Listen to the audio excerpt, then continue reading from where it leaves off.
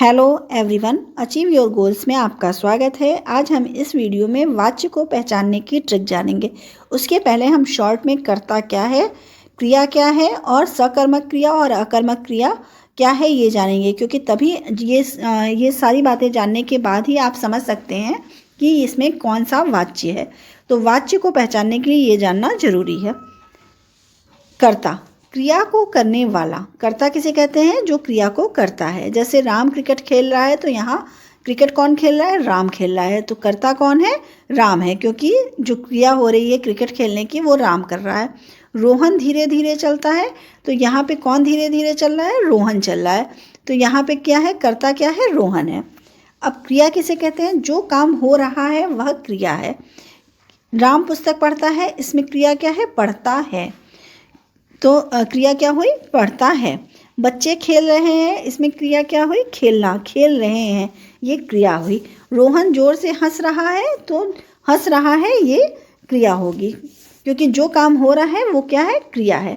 क्रिया की दूसरी विशेषता ये भी एक होती है कि वो हमेशा सेंटेंस के अंत में आता है। जैसे पढ़ता है, खेल रहा है, हंस रहा है, ये क्रिया जो है हमेशा क्या होती है? किसी वाक्य में अंत में आती है। अब क्रिया जो है दो प्रकार की होती है, सकर्मक और अकर्मक। सकर्मक क्रिया वो होती है जो कर्म के साथ होती है, अकर्मक क्रिया वो होती है जो कर्म के बिना होती है। अब आप कैसे पहचानेंगे कि ये सकर्मक क्रिया है कि अकर्मक क्रिया है? इसको जानने का एक छोटा सा तरीका है कि जैसे सकर्मक क्रिया आपको जानना है तो आप सबसे पहले क्या करेंगे? किसी भी सेंटेंस में किसको और क्या करके क्वेश्चन पूछेंगे। जैसे यहाँ पे सेंटेंस है, रोहन पत्र लिखता है। इसमें आप पूछते हैं, अगर किसी से एक क्वेश्चन बनाते हैं किसको लिखता है, तो आपको आंसर नहीं मिल रहा है, लेकिन क्या लिखता है ये पूछने पे आपको जवाब मिल रहा है पत्र लिखता है। तो जब भी आंसर मिल जाए वहाँ पर क्या है? सकर्मक क्रिया है। क्या आप प्रश्न करेंगे? किसको लगाकर सेंटेंस में और क्या लगाकर, लाइन से दोनों लगाएंगे। जब आपको आंसर मिल जाए तो वहाँ पर सकर्मक क्रिया है, आंसर ना मिले तो अकर्मक क्रिया है। जैसे रोहन जोर से हंस रहा है, यहाँ पे जब हम प्रश्न बनाते हैं किसको हंस रहा है, कोई सेंटेंस भी नहीं बनता है और इसका जवाब भी नहीं मिल रहा है। क्या हंस रहा है, इसका भी जवाब नहीं मिल रहा है। तो ये क्या है? हंस रहा है, ये कौन सी क्रिया है? अकर्मक क्रिया है। अब हम जानेंगे वाच्य क्या होता है। वाच्य के तीन भेद होते हैं। कौन कौन से? कर्तृवाच्य, कर्मवाच्य और भाववाच्य। कर्तृवाच्य, जहाँ पर कर्ता की प्रधानता होती है वो क्या होता है? कर्तृवाच्य होता है। कर्तृवाच्य पहचानने की सबसे जो आसान वो है तरीका है, सबसे पहले आप कर्ता ढूंढ लेंगे। क्रिया को करने वाला कर्ता अगर है उसमें तो वो क्या है? कर्तृवाच्य होगा। कर्ता क्या कौन होता है? जिसमें कर्ता के साथ ने लगा हो वो हमेशा कर्ता होता है, या कर्ता के बाद कुछ ना लगा हो तो भी वो क्या होगा? कर्तृवाच्य होगा। तो कर्तृवाच्य की क्या पहचान हो गई कि वो पहले सबसे उसमें कर्ता होगा और कर्ता के साथ ने लगा होगा तो वो कर्तृवाच्य है, या कर्ता के बाद कुछ ना लगा हो तो भी वो कर्तृवाच्य होगा। इसके बाद कर्ता के साथ से, द्वारा या के द्वारा यदि नहीं है तो वह वाक्य कर्तृवाच्य ही होगा। अगर आपसे कोई क्वेश्चन पूछता है एक सेंटेंस देके कि ये कर्तृवाच्य है या नहीं, तो क्या है? जब आप देखेंगे से, द्वारा या के द्वारा नहीं लगा है तो वो क्या होगा? कर्तृवाच्य होगा। तो कर्तृवाच्य की क्या पहचान है कि उसमें जो कर्ता होगा, पहली बात तो उसमें कर्ता होगा, दूसरा कर्ता जो है उसके साथ ने लगा होगा या कुछ भी ना लगा होगा। तीसरी बात क्या है कि कर्ता के साथ से, द्वारा और के द्वारा यदि नहीं लगा है तो वो क्या है? कर्तृवाच्य है। कर्तृवाच्य के उदाहरण, राम आम खाता है। राम जो है वो करता है और क्या कर रहा है? आम खा रहा है, तो यहाँ पे कर्तृवाच्य होगा। मोहन पत्र लिखता है, श्याम पुस्तक पढ़ता है, ये सारे क्या हैं? कर्तृवाच्य हैं, क्योंकि इसमें से, के द्वारा या द्वारा शब्द नहीं लगे हैं। दूसरे, राम के बाद कोई जो है वो कारक चिन्ह नहीं लगा है, राम, मोहन, श्याम के बाद, तो यहाँ पे क्या होगा? कर्तृवाच्य होगा। तो कर्तृवाच्य की ट्रिक क्या है कि से, के द्वारा, द्वारा ना लगा हो, ने लगा हो तो क्या है? कर्तृवाच्य है, या कर्ता के बाद कोई विभक्ति चिन्ह ना हो तो वहाँ पे क्या होगा? कर्तृवाच्य होगा। यदि कर्ता के साथ द्वारा या के द्वारा है तो वह कर्मवाच्य या भाववाच्य में से ही होगा। अगर आपको दिख जाता है सेंटेंस में के द्वारा या से लगा हुआ है तो वो क्या होगा? या तो कर्मवाच्य होगा या तो भाववाच्य होगा।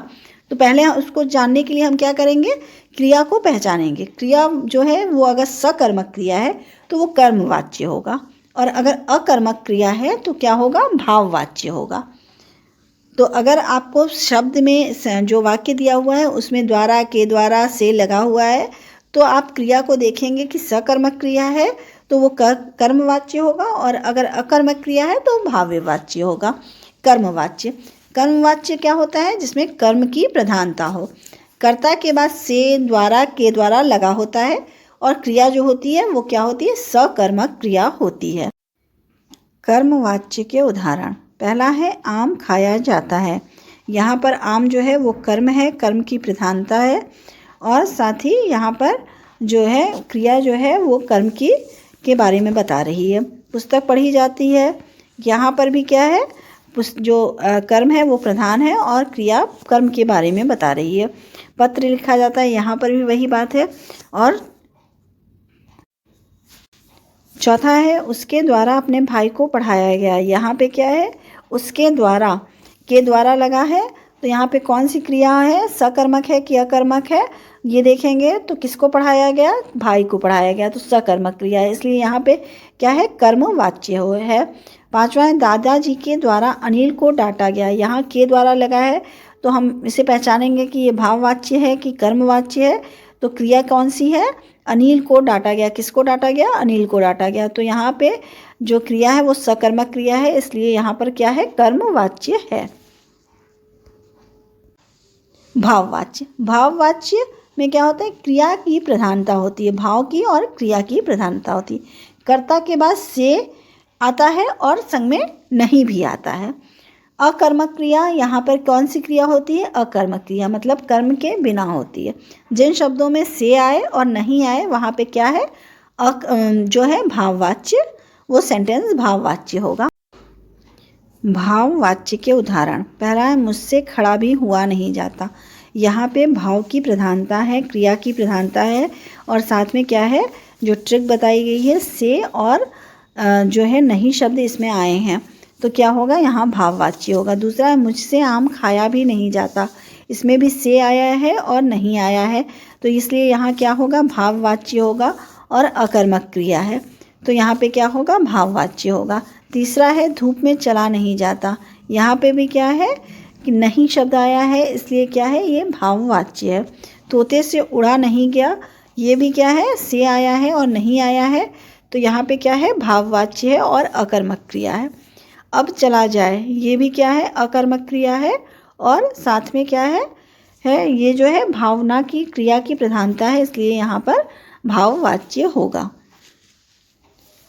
एक शॉर्ट में हम फिर से समझेंगे कि किसमें क्या पहचानने की ट्रिक है। कर्तृवाच्य में क्या है, कर्ता के साथ ने लगा होगा या कोई भी जो है वो विभक्ति चिन्ह नहीं होगा। दूसरा, कर्ता के साथ से, द्वारा और के द्वारा यदि नहीं है तो वहाँ पे क्या होगा, कर्तृवाच्य होगा। कर्मवाच्य क्या होगा, जहाँ कर्ता के बाद से, द्वारा, के द्वारा लगा हो और क्रिया सकर्मक क्रिया हो, तो वहाँ पे क्या होगा, कर्मवाच्य होगा। भाववाच्य क्या है, जहाँ कर्ता के साथ से लगा हो और नहीं लगा हो और साथ ही अकर्मक क्रिया हो, तो वहाँ पर भाववाच्य होगा। अगर आपको मेरी ये वीडियो पसंद आई हो तो प्लीज़ लाइक और सब्सक्राइब करें। Thank you.